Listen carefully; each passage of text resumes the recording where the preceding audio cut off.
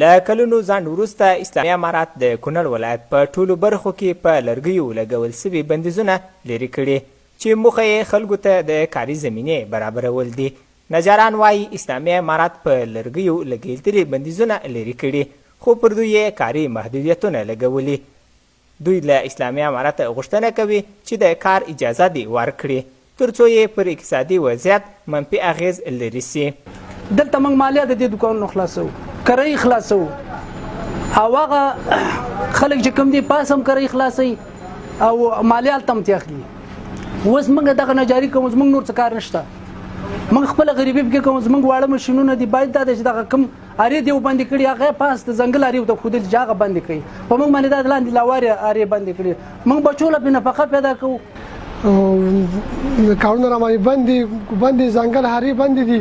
زموږ د لاسي کارونه دي، واړه واړه دوکانونه لرو، دلته کارونه کوو. نو د موږ باندې دا کارونه بند دي، مشکلات هم ډېر زیات دي. په ورته وخت کې د لرګیو سوداګر په لرګیو د مالیې له زیاتوالي سر ټکوي.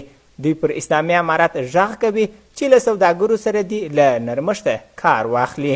اسلامي امارات له کونړ څخه د هیواد نورو سیمو ته د لرګیو د لیږد پر سر محصول وضع کړي چې سوداګر یې له خپل توانه پورته بولي.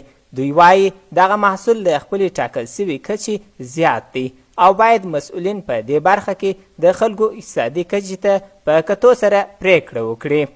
مبارک زموږ د امارت اسلامي نه دغه یوه غوښتنه ده چې دغه کوم فیس چې دی ورټاکلی دی په فوټ باندې 1000 افغانۍ، لکه دغه د حد نه ډېر لوړ دی او سوداګرو ته تاوان دی. ټول سوداګر په دې مایوسه دي، خفه دي. روغ لرګی انتقالېږي نور افغانستان ته، د دې فوټ 1000 روپۍ محصول دی.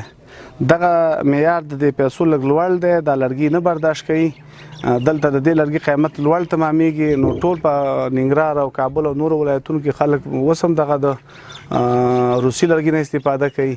که دغه محصول لږ راکم شي. د څوکۍ ولسوالۍ مسؤلین هم مني چې نجاران او سوداګر له یو شمېر ستونزو سره مخ دي، خو ډاډ ورکوي چې د حل لپاره به یې ګړندي ګامونه پورته کوي.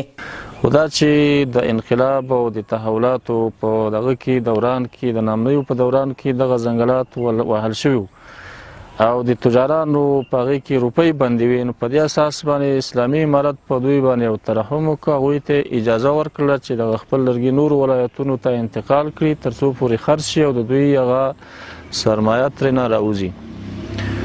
د ولسونو غږ موږ د ولایت مقام ته رسولی دی چې هغوی راسره ژمنه کړې ده چې په دغه وخت برخه کې دغه صنعتکاران تجاران چې دي دوی ته به د کار زمینه برابریږي. د کونړ لرګیو ته په داسې حال کې په ښکاره ډول د لیږد رالیږد اجازه ورکول کیږي چې پخوا پرې سخت بندیزونه لګېدلي وه.